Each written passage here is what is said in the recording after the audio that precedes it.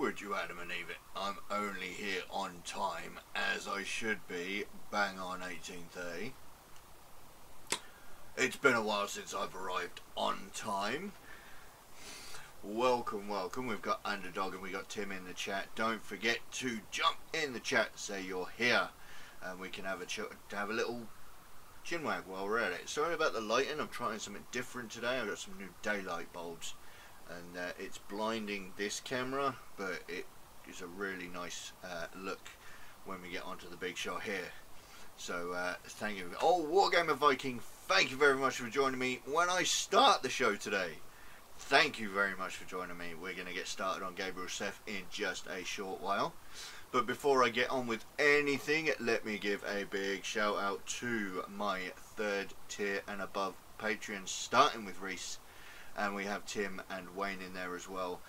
As the little thing goes, I keep going the wrong way. This stream couldn't happen without them. And if you want to help support the channel as well, you can find all the links below and in the chat during the show. So there's that bit out of the way. Don't forget, if you want to have your models featured here, pop a post on my Facebook page, use the hashtag BeOfOPSLive, and if you've got a Instagram handle, Wayne, that one will be changed shortly. Don't forget to give me your Instagram handle as well. It'll go in my story and also in here as well. I do need to catch up on some of those. There's a few things that I need to change on there. So there we go. I am here, Tim. Yes, I am, and I'm on time. I feel really good about that. So yeah, we're going to get on with Gabriel Seth tonight. So I'm a little bit of a thing about Gabriel Seth. This sword is really giving me a trouble trying to get it lined up so he actually sits on the model properly. We already discussed last week when we first got him out. I'm going to need to paint him up in sub-assembly, so I'm not too fussed about having that perfect just yet. So I'm going to have to wiggle around with that, but I don't have the model assembled. I'm going to be painting the cape tonight, because like I did with the Imperial Death Lord, I want to give that layering another try, and we'll see how I do about that.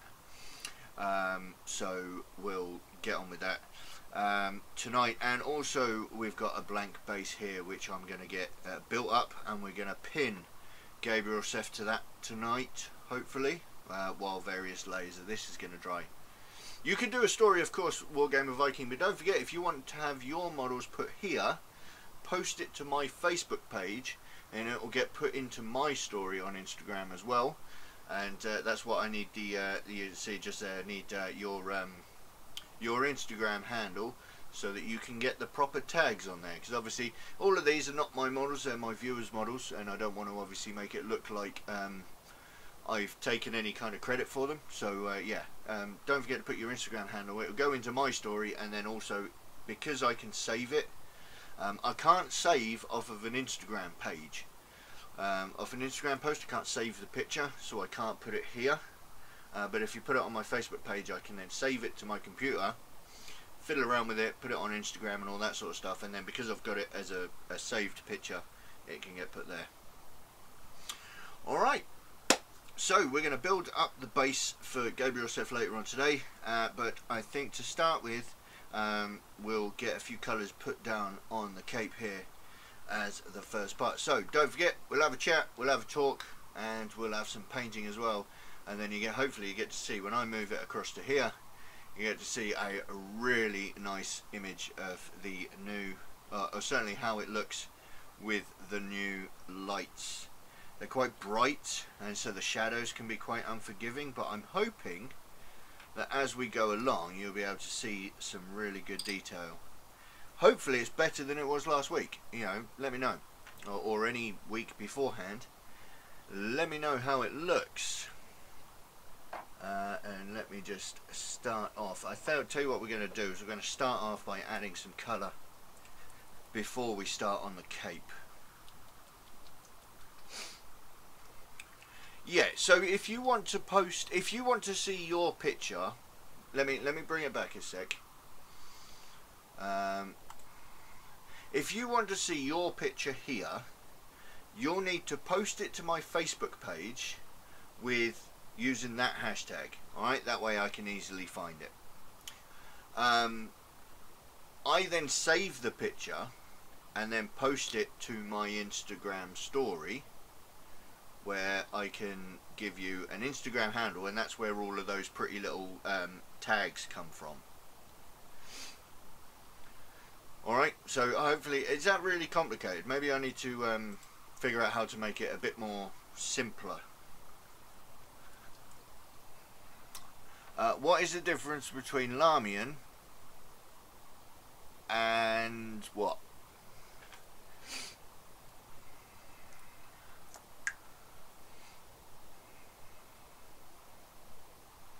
Right, so what we're going to do is, first of all, we're going to start adding a bit of colour, or more to the point, a bit of black to this model.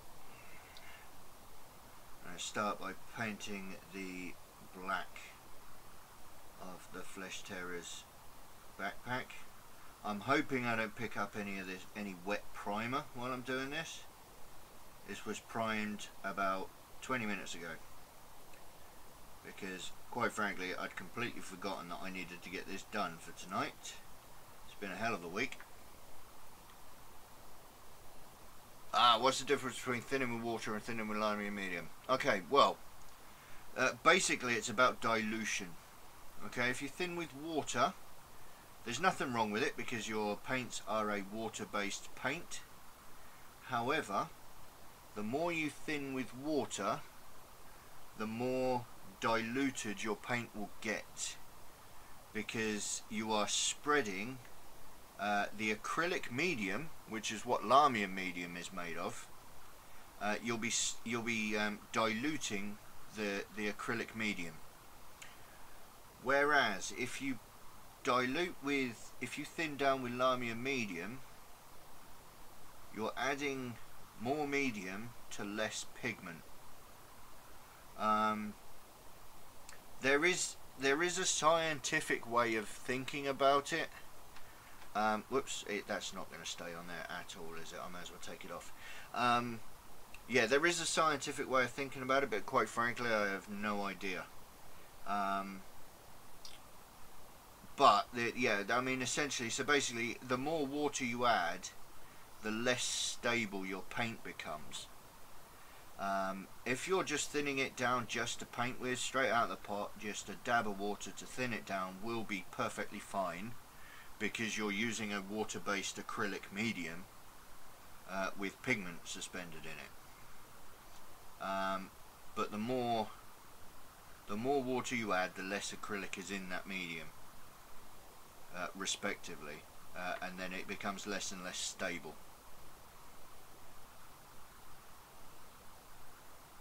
And it's also a case of personal choice as well. Some people are perfectly happy with thinning with water, and even, you know, thinning it to the point where they're making a glaze by using water. Some people won't even thin paints to paint with water, and they'll only just use medium. So it's really a case of just figuring out what's best for you. But scientifically, that's what the difference is. Because all Lamian medium is it's just paint. It just doesn't have any pigment in it. So in other words, it's got no colour.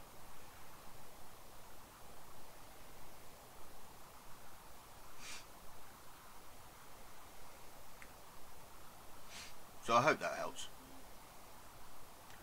Diluting, other word.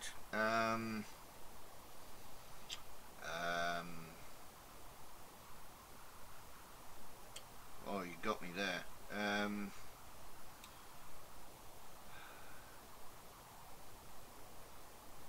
Oh Christ. I can't think of another word for diluting. If anybody can help me for that.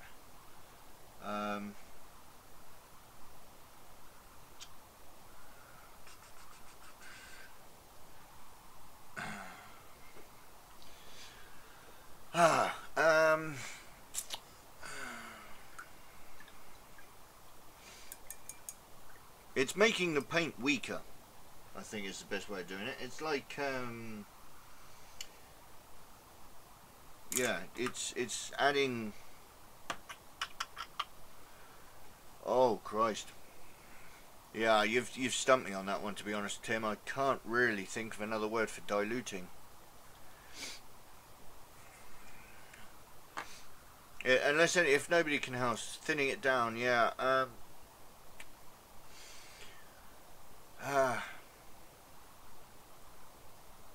You added a picture, you think? Let's have a gander. Let's see. I've certainly had a notification. Let's see what that is.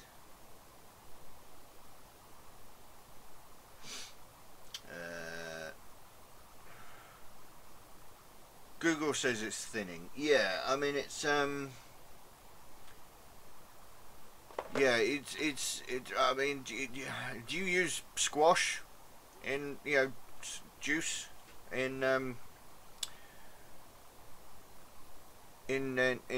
Netherlands? So yeah, when you add water to squash to make it drinkable, you're diluting the squash. You're adding water to it. Yeah, and essentially, yeah, it's basically diluting it. It's making the paint weaker. But when you're using paint out of the pot and you just add a little drop of water, it's going to be perfectly fine because you're not diluting it. You're not weakening it too much.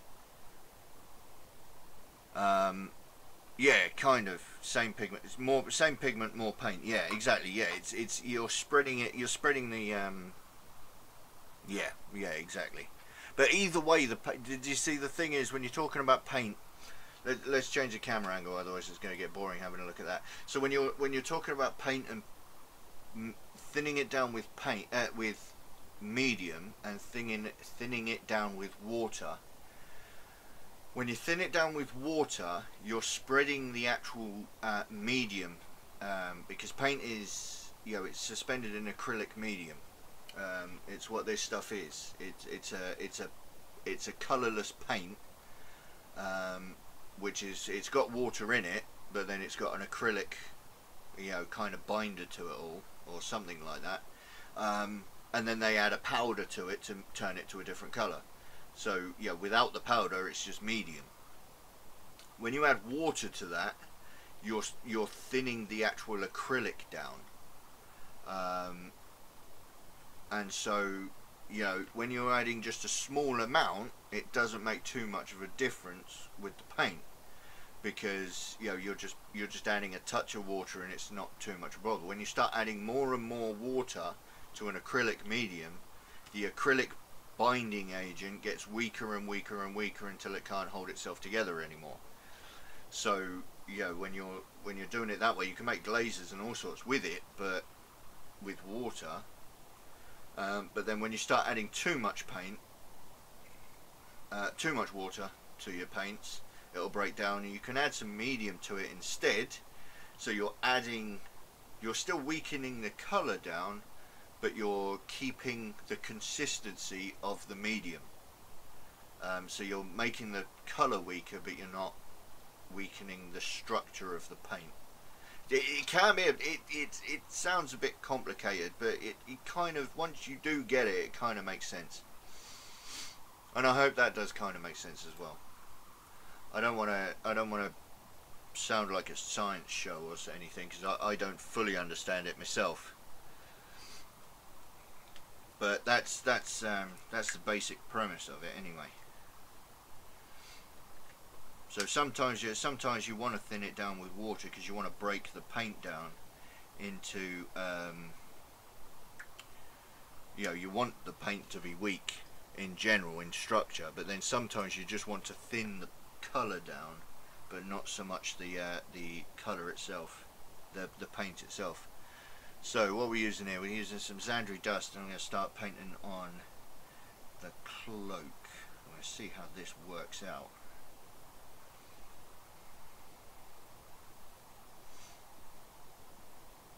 You got it. Right. Excellent.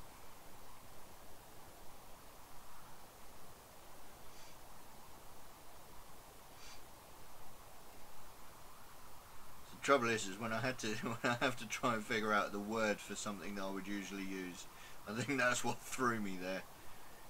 because using the word dilution is easier to use, because it depends on what you're using to dilute and what you're trying to dilute down.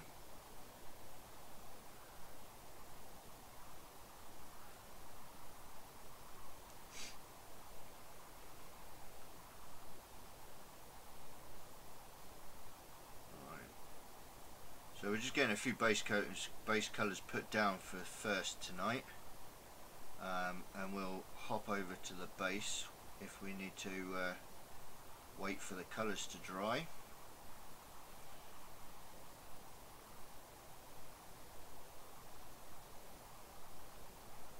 And the trouble is, I'm really worried about these shadows that my hands are creating. I'm not sure these lights are really going to do much good. Daniel Grant, that's basically Lamia medium, isn't it? Matte medium with water and a drop of ISO, I believe. It won't have, I don't think it'll have any ISO in it, because ISO will actually eat the acrylic binder down. And ISO alcohol will actually just destroy the paint in the first place. That's why it's fantastic for stripping miniatures and cleaning your brushes. But Lamia medium is basically matte medium. That's all it is. It's paint without any pigment. It might be a bit thinner with a little added water to it, but on the whole it's just matte medium. There's nothing special about it. It's colourless paint basically in its form, and I use, when I'm doing it, I use a big old 250ml bottle from the range, which is exactly the same stuff. And yeah, you can thin your paint down with it because you'll be weakening the colour but not so much the structural integrity. You said at the beginning, but what's up with the lighting? I'm using some new lights, and I just thought because they're daylight bulbs they might look a little bit better. But I'm wondering whether they're, because of the shadows that my hands are creating, whether they're really much good overall, or whether I just go back to my strip lighting that I was using. I could move the lights around a bit, see if that will help. I'll have to change some of the settings on the light bulb on the on here.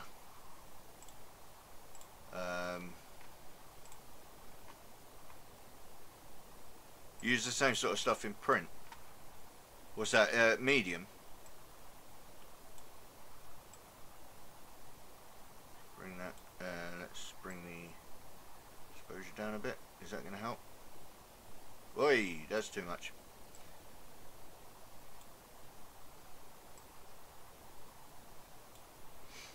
Yeah, we need to. I keep playing around with these lights because I really want to. I want to get the best picture possible, without losing any detail. And I think my hands keep getting in the way of the lights.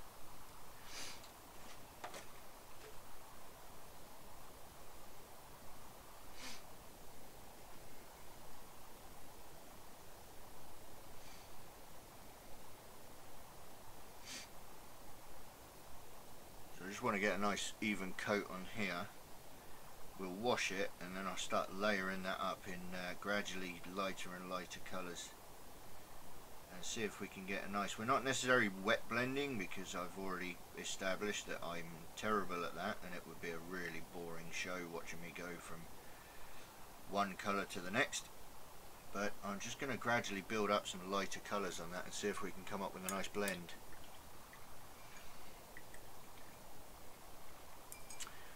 Yeah, opaque white is what it's called. Ah, cool. Much better. It was strobing. Yeah, I do have, for my face cam, I do have one of my strip lights up.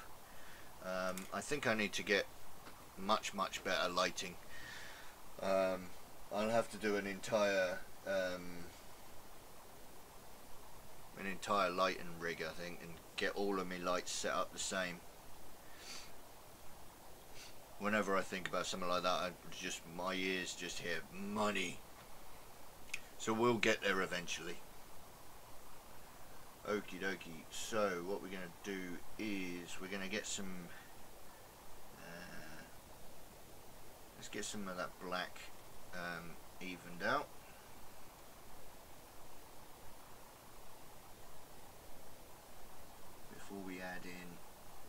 some highlighting on that.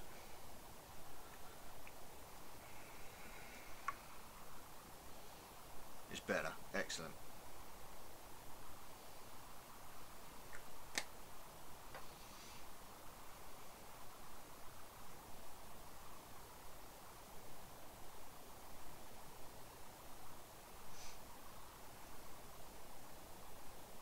Once we get some of this done, once I get the wash put down on the cape, that'll probably be a good idea to move on to the cork base, so we get to see one of those.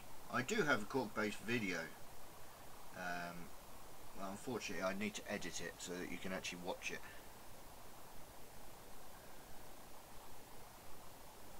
So a live show we'll have to do for now. I'll watch it over the course of a couple of weeks to get that done. Although actually I think I'll build the cork base this week, and then next week I will end up painting it.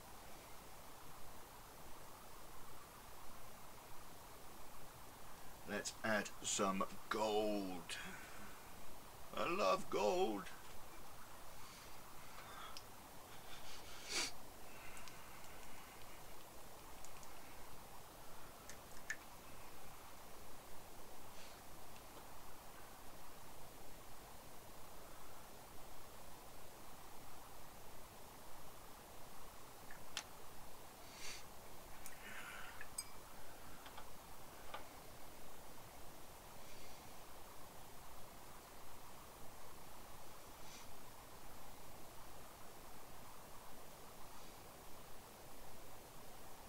So going back to what you were saying about thinning between water and lamy medium, what I keep talking about the fact that it doesn't matter if you use just a touch of water to the structure of the paint. It's essentially what the premise of a wet palette does. Is you don't use any medium to thin your paints. The water that bleeds up through the paper is what you use to thin your paints down. And it's essentially the same premise. And that's why you don't see me actually thinning my paint down, is because the paper that my paint is on is already wet.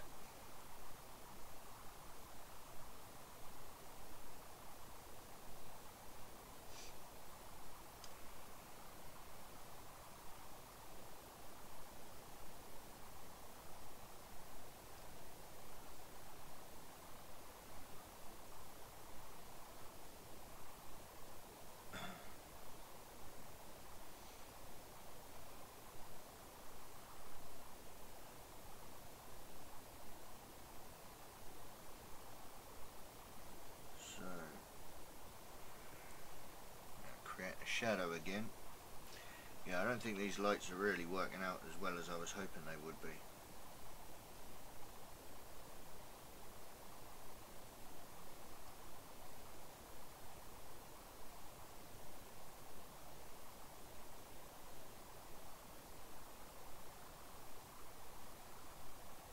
Because I'm using my hands to hold it, I'm rubbing paint off as well.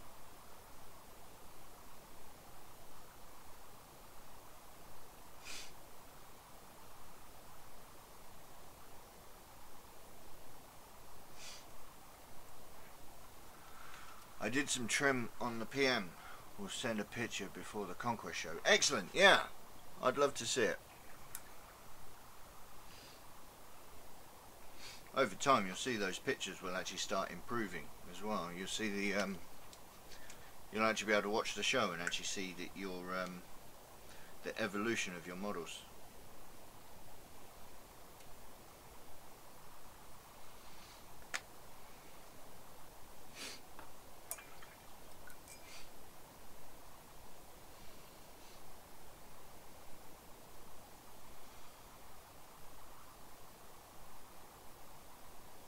Some of that paint back on that I've rubbed off.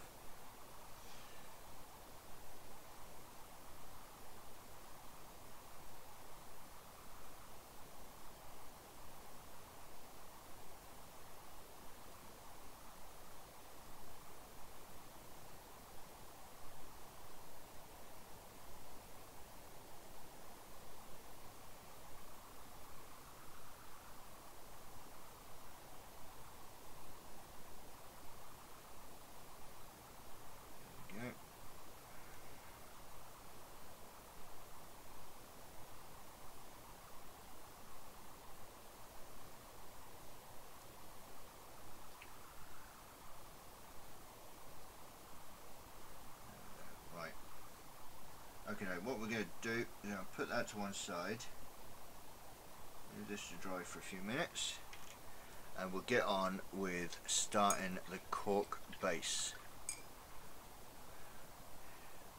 Oh, we all rub the paint off if we're not waiting for it to dry properly. That's why they invented corks with blue tack on top, but I didn't. It kept falling off, so I stopped using it before the show. Right, let me just pop my lid onto my palette here and bring this into play. It's really dark.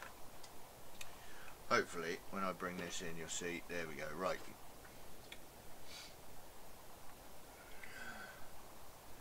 Bit of a drink. Right. So what we're going to do is I have a Tupperware tub. It's not really Tupperware, it's a takeaway container, but I got cork. Now I use this really thin stuff. It's only a few mil thick.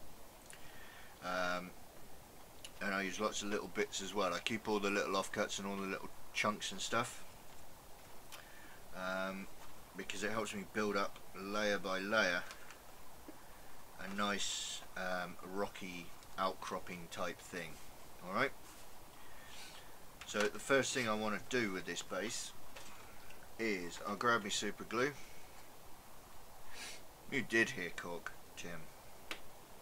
So what we're going to do, it was the only response when I did the show last week and I put the post up on my Facebook page. It's the only response I had back for having a cork base. So that's what we're doing. And we'll probably end up throwing blood all over it and all sorts. So what I'm going to do is, in a really messy fashion, is I'm just going to spread from this really unsuitable dispenser some gel super glue. Using liquid super glue probably would have helped on this one. And then what we need to do is grab a nice flat piece of cork.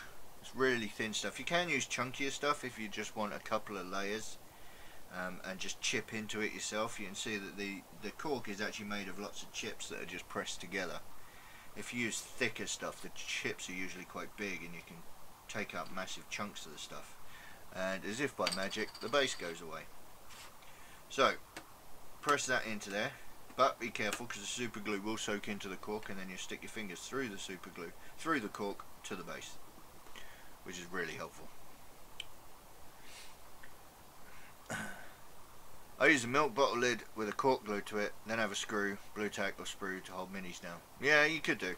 I mean, I do tend to, when I start painting the body, because I'll be pinning this to the base, I've got the Citadel painting handles. It's just obviously with this bit, it's a little bit awkward.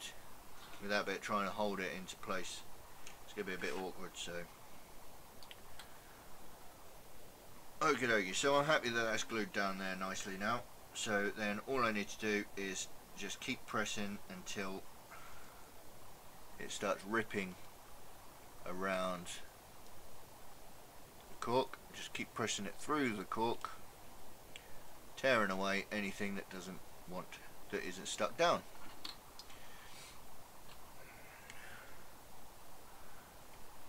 There we go. And then just run off around the outside, and then we got a really nice fairly circular base to that. Get rid of the crumbs because I don't need those, they're useless. Right, and then what I tend to do is I ignore these straight lines are unnatural, so I don't use those. So I always make sure that I'm always tearing off away from the straight edges, because they're always useless. But so what I tend to do is I will add, whoops, I'll have a look at where that is, and I want to use around there. So then I will turn this over, throw some glue down there,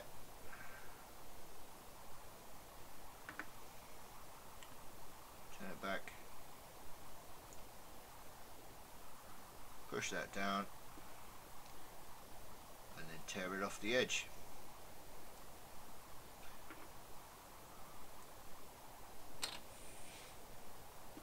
we'll have a look at this model. He's only really touching the floor with this 1 foot. So when it comes down to it, we don't really need to have a huge amount of foothold for him. So we can build this up quite nicely. And I like adding select channels through. Gives us a really nice little thing to work to if we're going to be adding like a river of blood. So I could put that, touching that there, so there's like a crack, and that'll look really good. I mean, I have got that edge there that's coming on, so I could just rub that down and then tear that off there. And then if you can see there, we got that crack running through there. And then what we could do is build up from there and build up layer after layer of cork.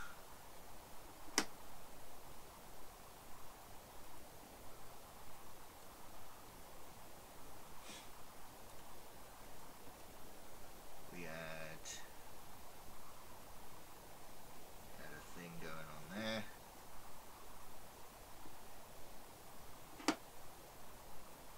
Add that there, like that. Again, keep tearing it off the edge, keep that nice and straight.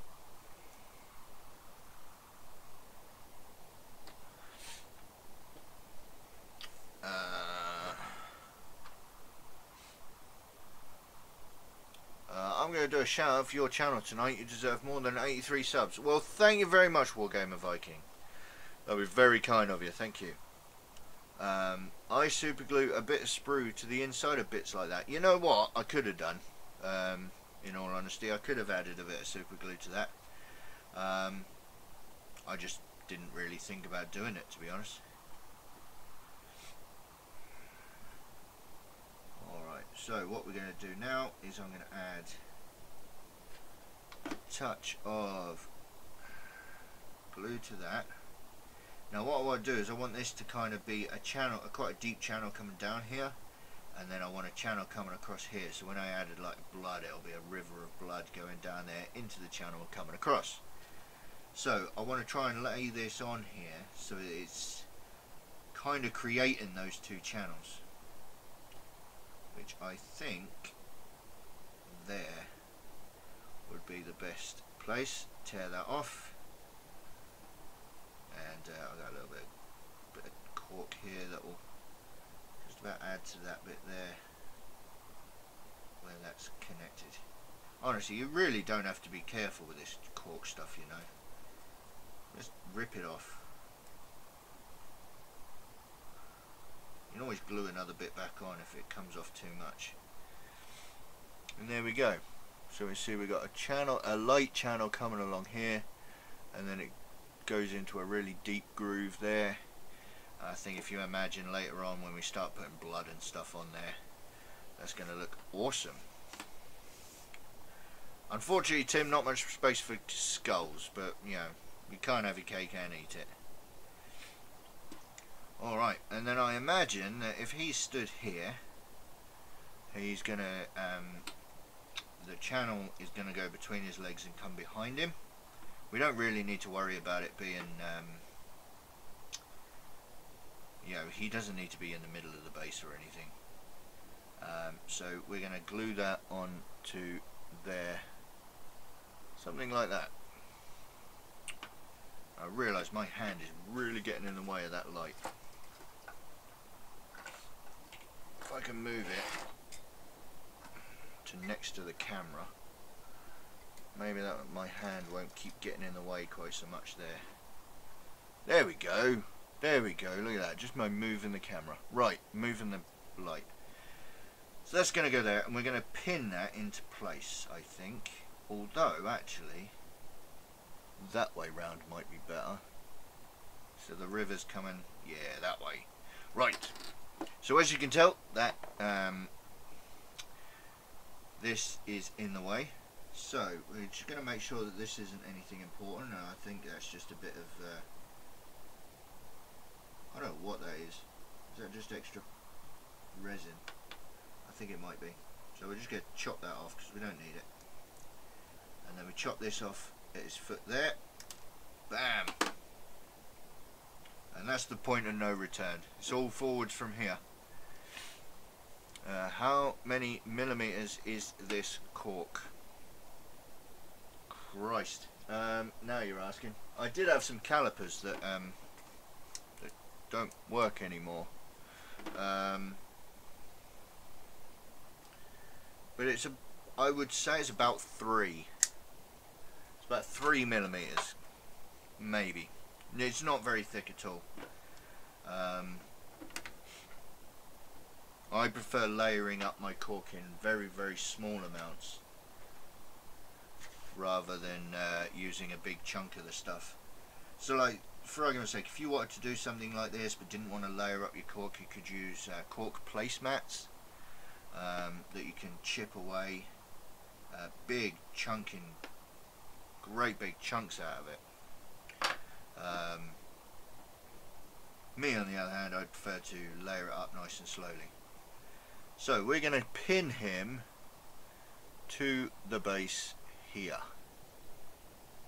Alright, so that little channel is going to go running in front of him, and the blood's going to be running in that direction there. So the first thing I need to do is find my pin vise, and that might be easier said than done, because I know what this place is like, and my studio is a mess. I got tools, I got bits of sprue, half finished models everywhere. I'm sure none of you can relate to that. All your desks, I bet, are just complete in pristine, perfect order. You've got everything painted. I'm going to have to move the camera because I think this drawer is actually... Well, there's me drill bits. Ah, there's me pin vise. There we go. Right, let's bring that all back into place there. There we go. Right. There we go. Here we go. Is that where everything was? I have no idea. Right. Here we go.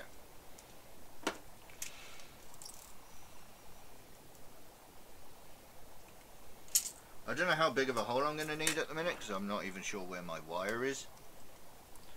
So I'm just going to eyeball it and just guess.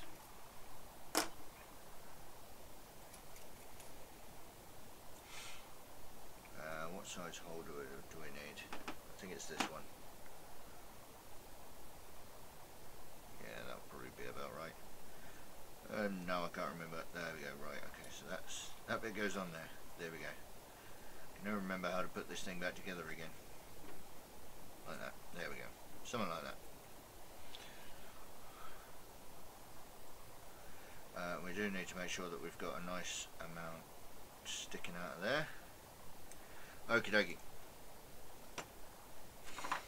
So, now we know, and we should know, that cork isn't particularly strong. So we need to drill this right the way through the base. And I do keep checking here to see where I want the hole, and it's going to be about there is where I want the hole. And actually, to be fair, the drill will pretty much just push through the cork. But what we do need to do is drill right the way through, watching your fingers, right the way through the base, like so. Do I add sand to this too? Not usually, no. I mean, normally I'll just use a cork base and it'll just be cork. Now you'd have to ignore the snow on here because I was just practicing something. But this is how my cork bases usually end up. And in last week's show, what I was showing as my example was this slaughter priest base that I had from the White Dwarf when it first came out. And yeah, so I just basically, usually I just add layer cork up and then just just paint it up from there. This one's a bit dusty now because it's been 2 years since I did this. So that's usually how I do it, and then cover it in blood and all sorts and make it all gruesome. Now let's see if I can find my wire. Oh, that was easy. It's in the first place I looked. That makes a change. Right, so that wire will now, hopefully if I can find the hole that I just drilled, will go through there, just like that. Just like that. Now I want to make sure I coat that nicely in super glue, because I want that to be really solid right the way up, and if I can, add a little bit of strength to the cork.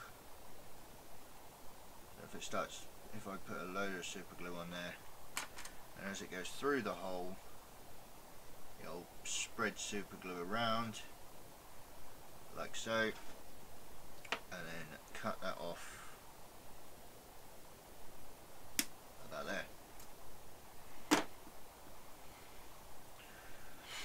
So that will be the pin that goes through his foot. And you can see we're going to need to trim that off, otherwise it's going to give us no end of problems. So we'll sort that out in just a minute. Really fine sand can make it blend in together. It could do, but I found I'm not really too fussed about. I like the sharp edges. I could do some sand onto it, but then once I start adding things like blood and stuff to it, it'll probably blend quite nicely anyway.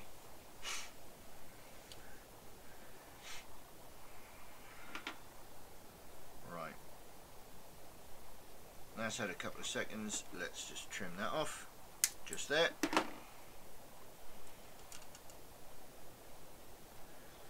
And then we'll just trim off just a mil or two off of that, and then we will use just a touch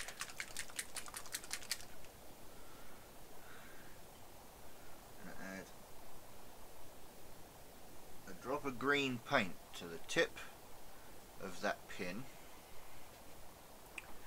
And then very carefully decide on the angle which I want him to stand,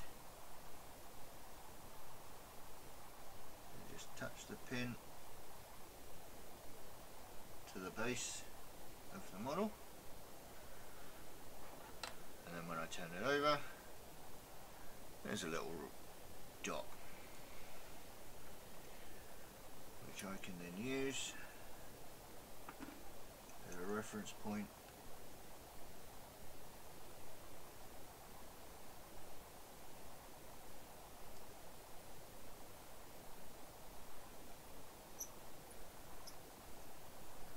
to drill into that.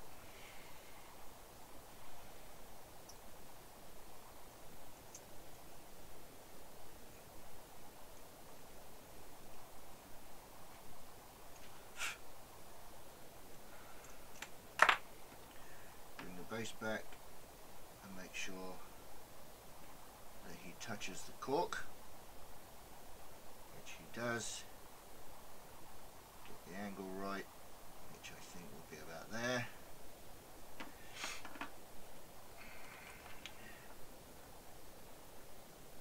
Bit of glue. I actually insert the pin into the end of the glue tube there as well, to make sure I really coat that pin, and then place him down on that,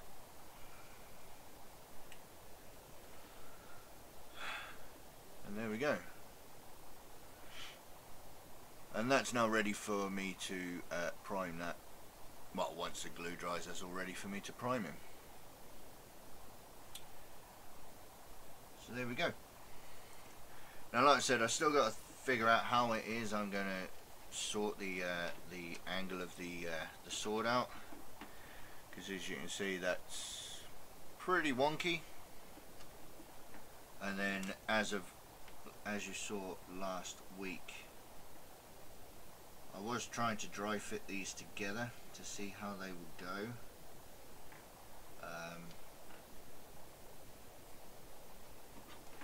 And generally, this hand, that arm going into that socket doesn't quite marry up. His hand is at the wrong angle for the arm. So overall, the whole thing just doesn't quite fit together. So I have to do some twisting and shaping on that. So maybe if we get some time later, I might get some hot water. It might take me a minute to go get some hot water. But I think I might do that off of camera when you haven't got to sit there watching me fiddle around with it. Now, what I could do is, while I've got this in my hand, whoops, that wasn't meant to happen, never mind. Right, we'll fill that back in later. I did see some people hold their models like that, so we can have a look, see if that will help.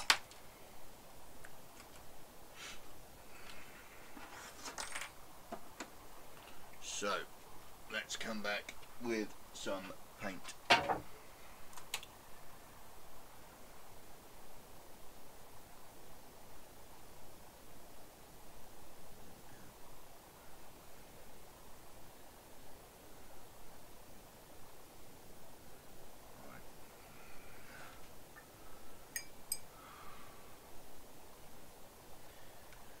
So what we want to do, I'm not going to, normally I would shade that with Agrax Earthshade, but I think today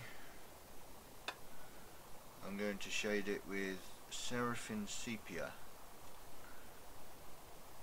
See what that does. This is really long, I can't control that at all. Right, that's fine. Alright, I've only got a nice round hole going right the way through the base. I'll figure that out another time. I'll fill that up during the week and then just paint over it black, it'll be fine.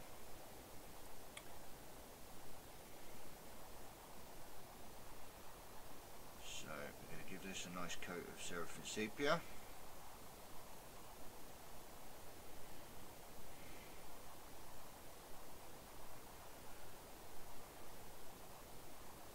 What's the time?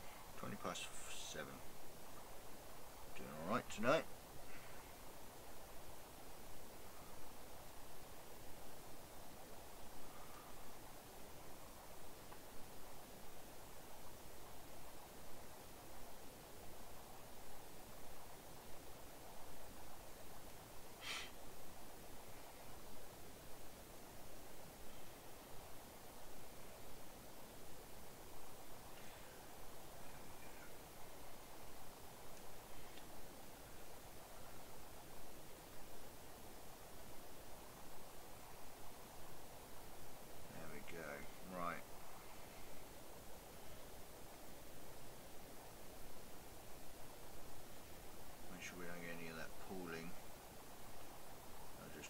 Any shading job. I want it to be nice and smooth, so that when we start layering up, we're layering up over some really nice shadows.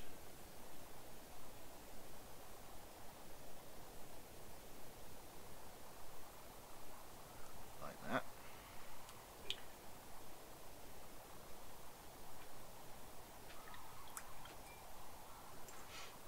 Here comes the heat. No, there won't be any heat gun on this, Tim. It's resin, it'll melt. And yeah, I did.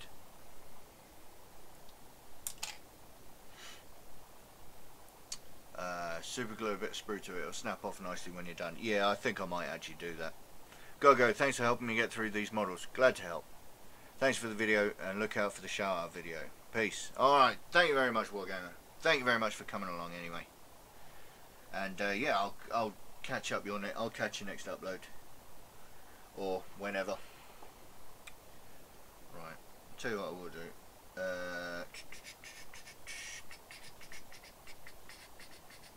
Yeah, that's not strong enough. Where's me sprue? There's a bit of sprue.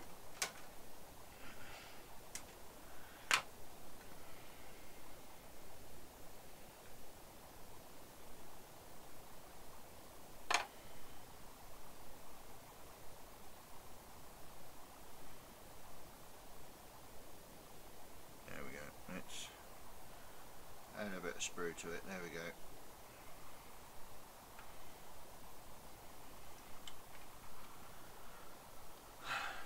Right.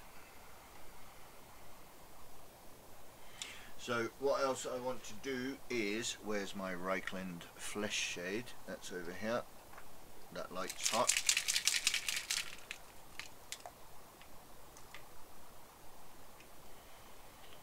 And we will pop some Reichland flesh shade over the gold.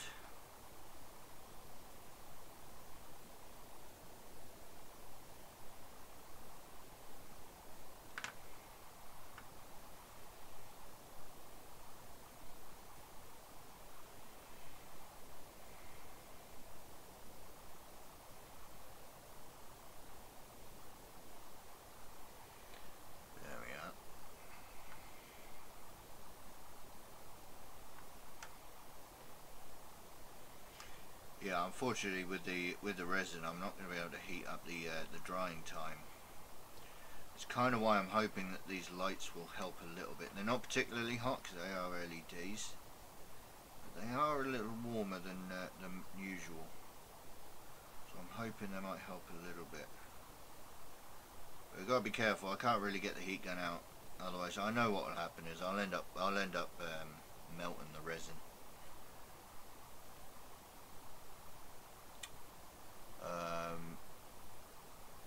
How are you going to get it straight then? Oh, the swords, hot water in a cup. Just put the whole thing in hot water. Not too hot because you don't want to burn your fingers. But yeah, warm water in a cup. Hot water from the tap will probably do it actually. And then just put the whole thing in there, and then wait for it to warm up. Then when you get it out, you can straighten it up, and then you can let it cool down to stay straight.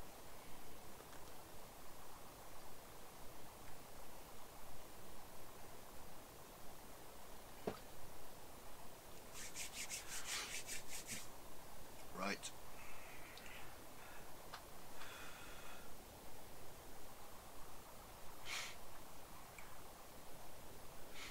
See, it's times like this, though, I tell you what, it's times like this that I wish I could get a camera over by my airbrush booth. Let's put that up straight. No, it's not going to stay up straight. It's times like this I wish I could get my a camera over in my airbrush booth, which is only there. But it means that I could take this bit and we could go and prime it now.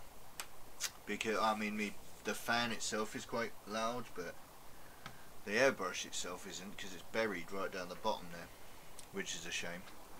What's the time? 7:25, so we're not too early. It's not too early in the day. That's helpful.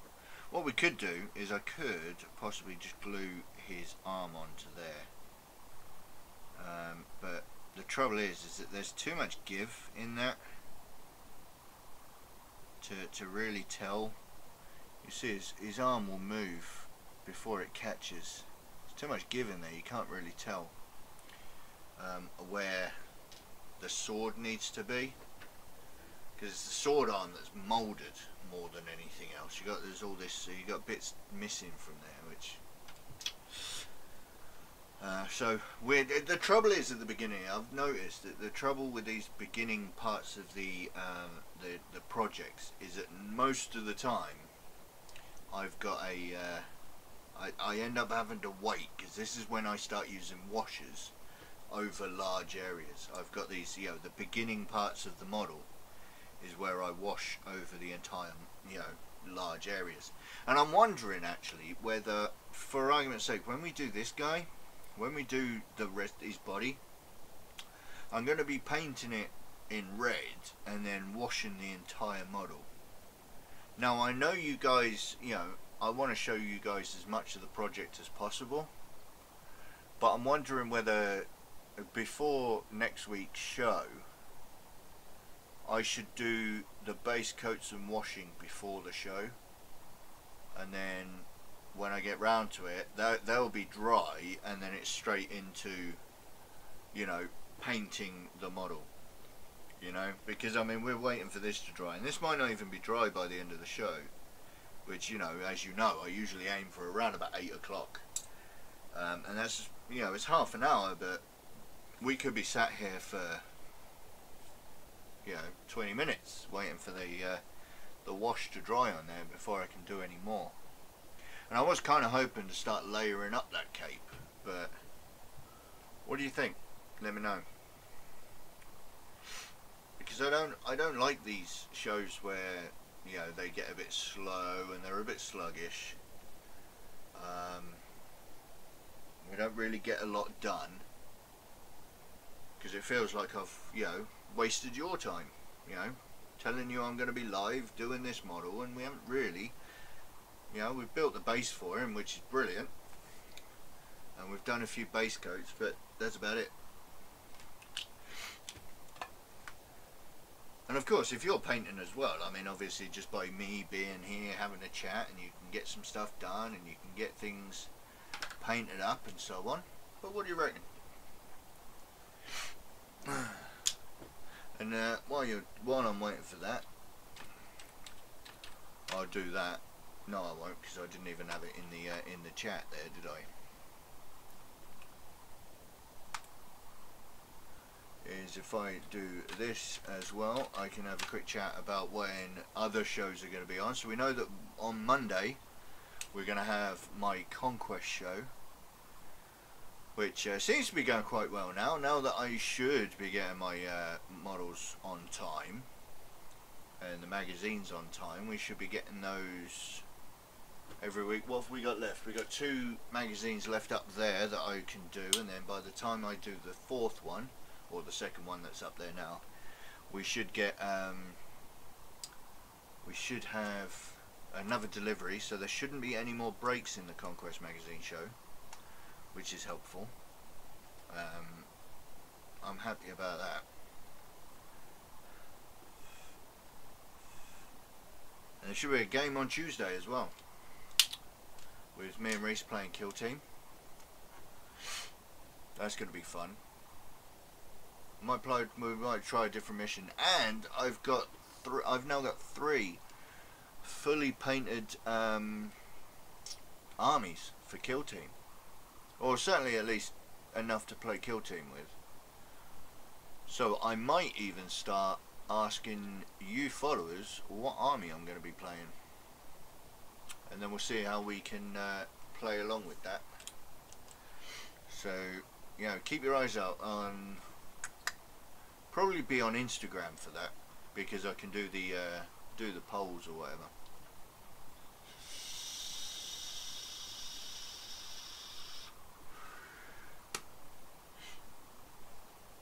Right.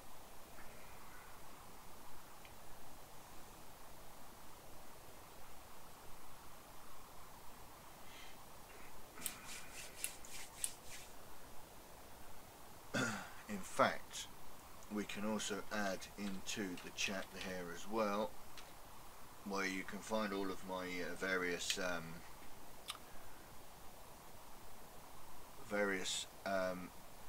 social media and all the places you can find me. Gotta go, Will. Alright, Tim. Well, thank you very much for joining me anyway. It's been a pleasure to have you here.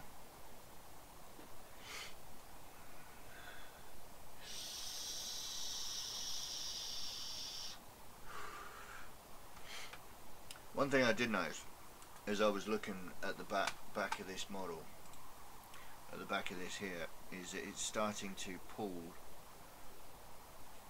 The flesh shade is starting to pull right at the back here. So I need to make sure that I get that out.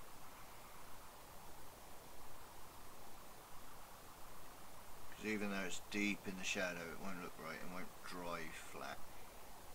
It won't look right.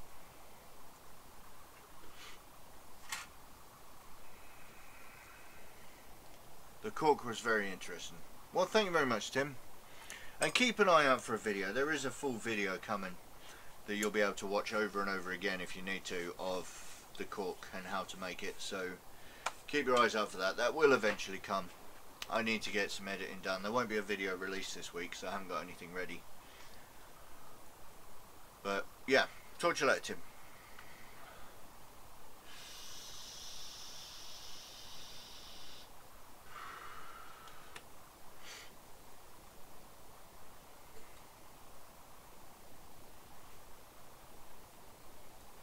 What I should be able to do actually is start by highlight. I should be able to start highlighting some of that black now.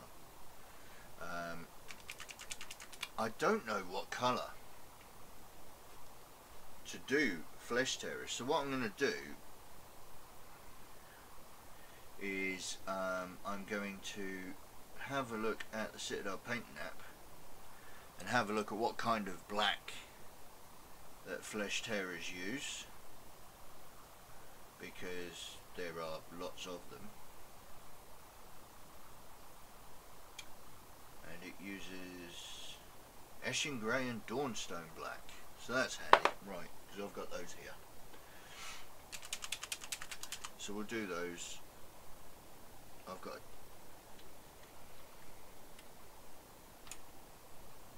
a dreadful. I fell into the trap of transferring all of my Citadel bottles into dropper bottles. If you ever get the urge to do it, may I suggest you don't,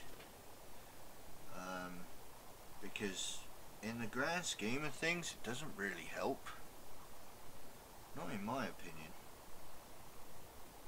You know, if you look after your bottles of paint, the benefits of dropping the benefits of dropper bottles really doesn't warrant, you know, it doesn't outweigh the downsides of keeping them where they are.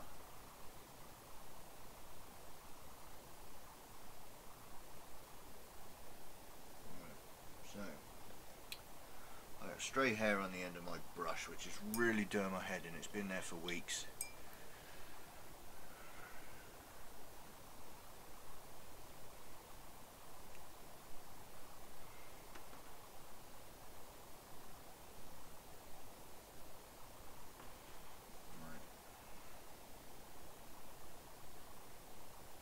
Going to highlight with Eshin Grey along the backpack.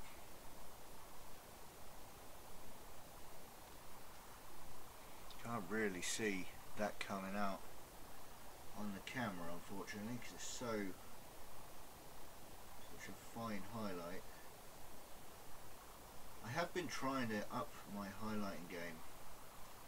I've not been a fan of edge highlighting.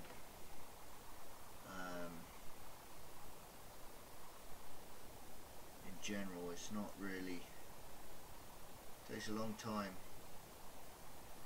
as opposed to dry brushing.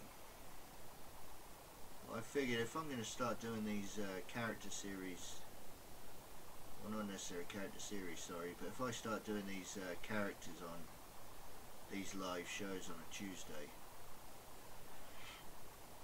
I think it'd be worth just spending that extra time. Do a really good job. Dry brushing where necessary. That's why I want to give the layering another try. It's not usually something I would do on a cape. Usually I'll just dry brush it. It gives me enough details and shadows, certainly for a tabletop standard model.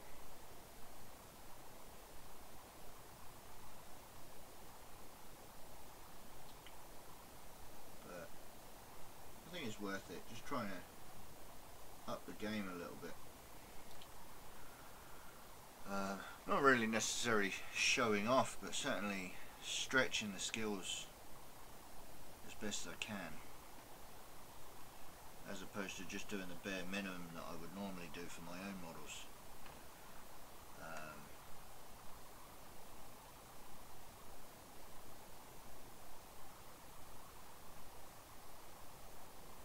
And at the end of the day, you know, these are going to be characters. They're going to be, you know, I've already put a hole in the back of the model, but I think we can sort that out.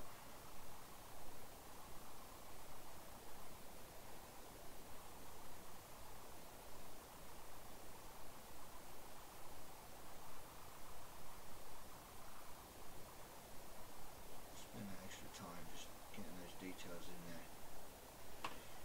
I wouldn't normally bother with. I just let the dry brush and catch it and make sure that, you know, rather than making sure that I get every single one.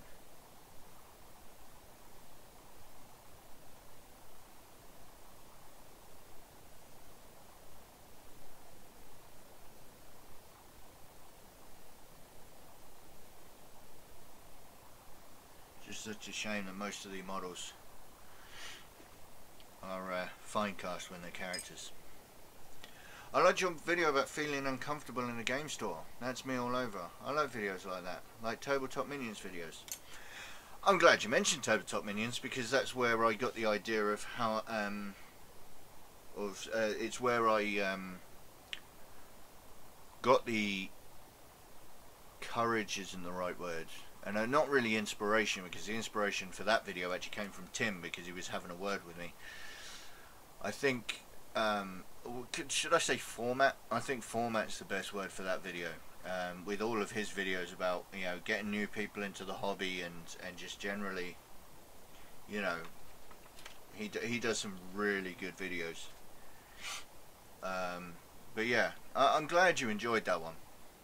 It's just something that Tim was talking to me about the other day or the other week, and I felt that, you know, I feel uncomfortable in game stores as well. And yeah, it does help sometimes. It helps me as anyway. Is when I go in there and I'm feeling a bit uncomfortable, or if I'm going into a new club, or if I've got a question that I think seems a bit dumb, I realise that, you know, we all enjoy the same thing, and it did help me, certainly in the beginning, when I realised that, you know, I felt a bit uncomfortable talking about little plastic toy soldiers. I felt a little bit weird, and maybe that I didn't belong in there, because, you know, all of these guys, you know, they know what they're talking about. But when you realise that, you know, you're all just like plastic toy soldiers, it helped me, and I'm glad you enjoyed the video. I was a little bit worried myself when I did that video that I was sounding a bit preachy, you know, that perhaps it might sound a little condescending, but it didn't say. The feedback that I've received hasn't said that, so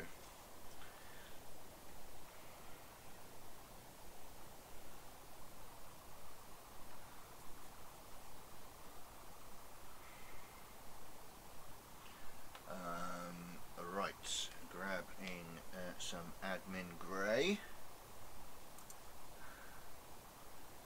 We're going to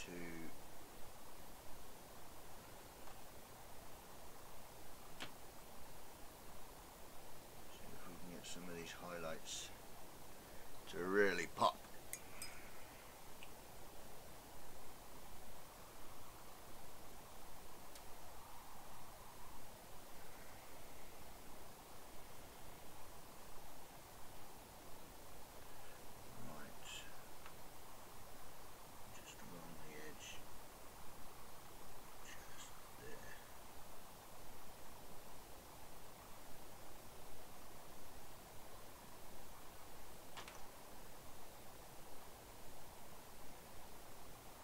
Fine cast models are a real pain.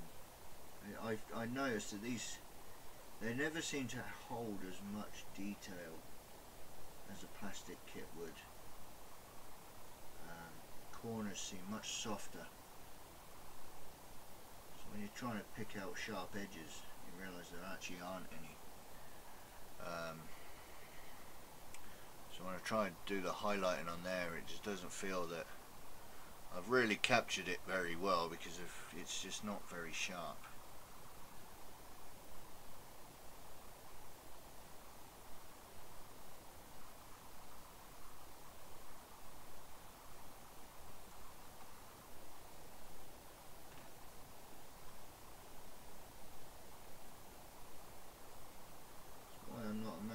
cover of Forge World either.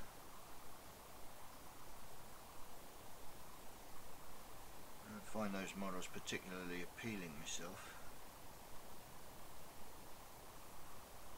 I've had a few of them in my time.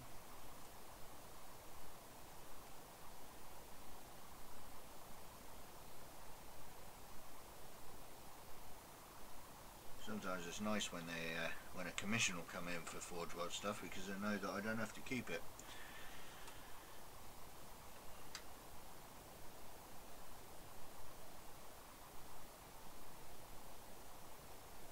So we're just gonna leave that at that. I think just a fine highlight on those. Unfortunately, the cape still isn't dry, and we're getting to 20 to 8 now, so we'll be wrapping up fairly soon. But I think we should just about have some time. We'll get some of this iron done, or this lead belcher, I should say. Get some of that added around here. This iron halo.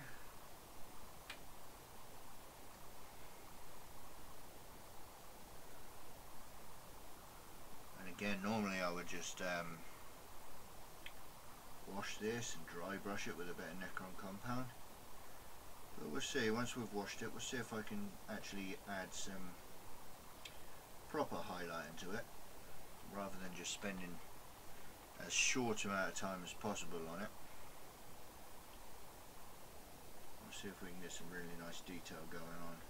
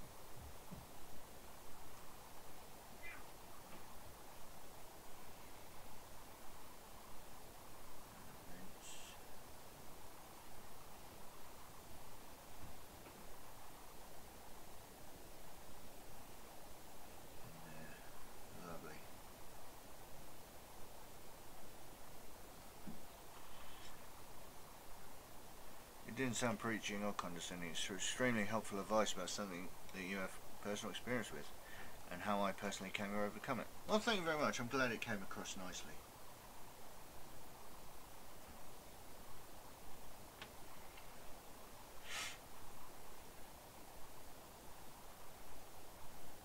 As I said in that video, I think, you know, the hobby in general lends itself to, you know, those of the population of certain attributes, which is, to be honest, where a lot of the stereotypes come from. And you know, with most stereotypes, there is a certain grain of truth to them. And most of the time, those stereotypes don't really help. But when you're from outside the hobby, it seems like harmless fun. But when you're on the inside,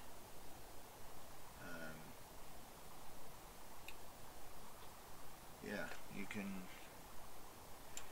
really see that, you know, how many of us have anxiety issues, mental health issues, social issues, to varying degrees.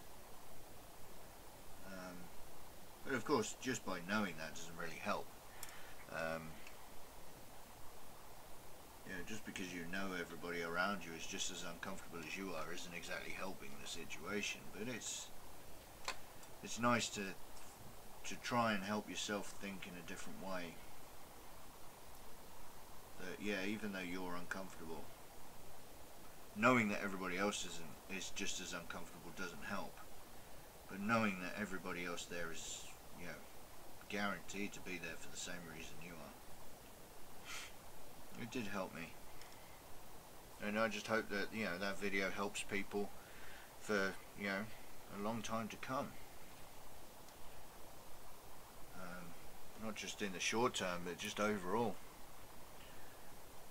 And you mentioned Tabletop Minions. I think that's probably his philosophy as well, that even though, you know, he might be helping and doing videos to help people that are, you know, watching him there and then, I'm sure he's planning on, you know, thinking about that his videos are not just helping us now, but they're going to help people in years, in God knows how many years time, when, you know, other people are feeling exactly the same way.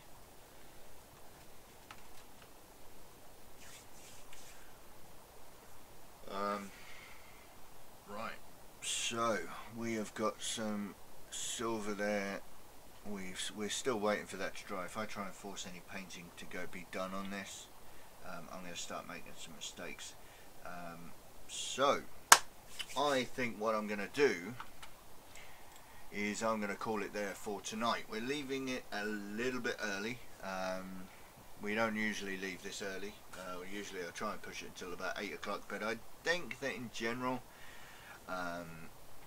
there really isn't much left for me to do tonight. So what's going to happen between now and next Thursday, where we carry on with this guy, is we'll get this primed and we'll get it base coated. I will ask around on the social media whether I should do the washes as well before I start the show on Thursday, so we'll see about that. So keep your eyes out on social media, and I know that some people will be watching this later, so don't forget to let me know what you think.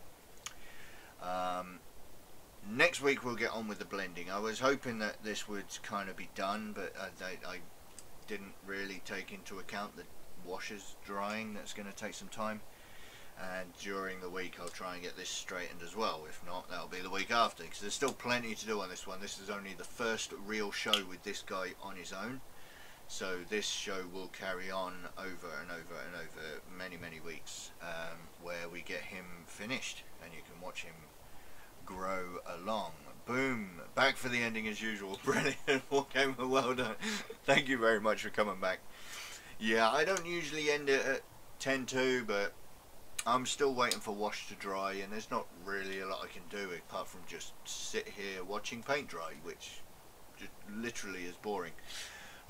So yeah, we'll get on with that at some point.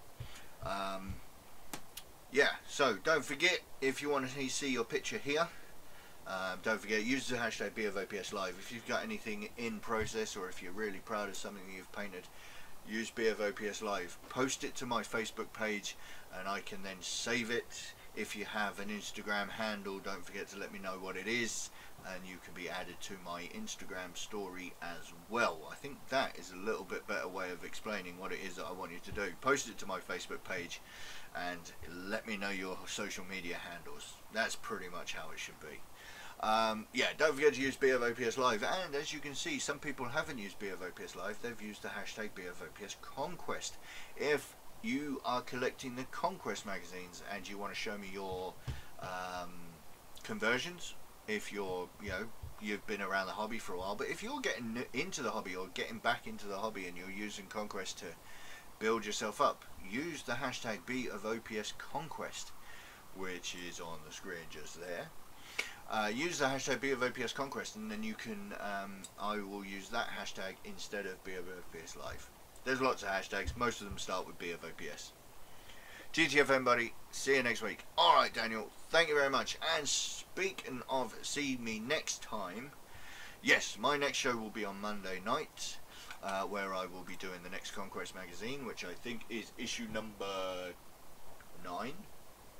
More Poxwalkers, I remember. So yeah, I'll be back on Monday night, same time as tonight.